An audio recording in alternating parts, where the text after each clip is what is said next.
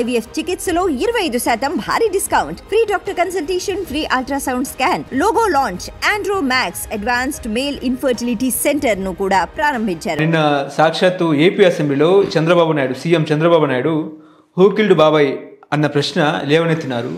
So దీని మీద ఏం చెప్తారండి? ఇంట్లో నట్టింట్లో శవం, నీ ఊర్లో నీ ఇంట్లో నీ కనీసం చుట్టూ నీ మనుషులు ఉండగా పక్కూరోడు రావాలంటే భయపడే రేంజ్లో ఉన్నటువంటి నీ మనుషులే నీ సైన్యం అక్కడ.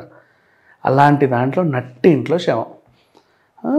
అడిగితేనేమో ఓ దస్తగిరి వాంగ్మూలం తీసుకొని అన్ని అప్రూవర్గా మార్చుకొని వదిలేశాడు. వాడేం చెప్పాడు? ఏం లేదండి, వచ్చాము, ఆయనకి అక్రమ సంబంధం ఉంది, సునీల్ యాదవ్ వాళ్ళ అమ్మతోనూ అలాగే పలానా ఇంకొక శివశంకర్ రెడ్డి వాళ్ళ భార్యతోనూ అక్రమ సంబంధం ఉంది, మా అమ్మనే కావాలరా నీకు, మా ఆవిడ కావాలరా నీకు అని చెప్పి ఇద్దరు కొట్టారు. నేను కూడా అదే పనిగా గండ్రగొడ్డలో ఒకటి తెచ్చుకున్నాను, కదిరికి వెళ్ళి చేయించుకొచ్చాను. మరి నేను కూడా 2 పోట్లు లేకపోతే గొడ్డలు వేస్ట్ అవుతుంది కదా అని ఇక్కడొకటి వేశాను. అలా ఆయన ప్రాణం పోయింది. మేము 4 చంపాము. ఇదంతా స్కెచ్ గీసింది ఎర్రగంగిరెడ్డి అని ఆయన చెప్పాడు. ఇది పట్టుకొని ఇన్నాళ్ళు కొనసాగుతుంది. వాళ్ళని జైల్లో వేశారు, తీశారు, అంతా అయిపోయింది. ఒక శవం ఎక్కడో మురుగు కాలువలో పడేసే శవాన్ని కూడా 6 రోజులు 10 రోజుల తర్వాత తీసినా కూడా గుర్తుపట్టలేని విధంగా ఉన్న శవాలను కూడా జస్ట్ కొన్ని గంటల్లో గుర్తించి వాళ్ళు ఎవరు ఎందుకు చచ్చిపోయారో చెప్పే పోలీస్ వ్యవస్థ ఉంది మనకి ఈరోజు.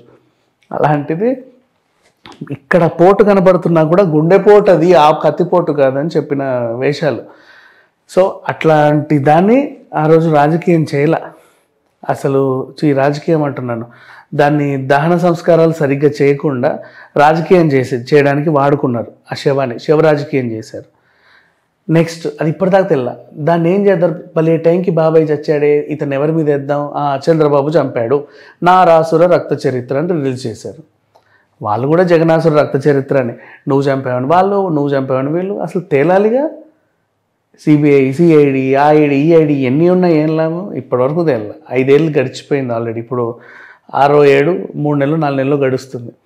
ఇప్పటివరకు తేల. సో అంత ఇదిగా వ్యవహరించారు. షర్మిల అండ్ సునీత రెడ్డి ఎప్పటినుంచో పోరాడుతూనే ఉన్నారు, తీయండి అదేదో సాక్ష్యాలు చెప్పండి అని.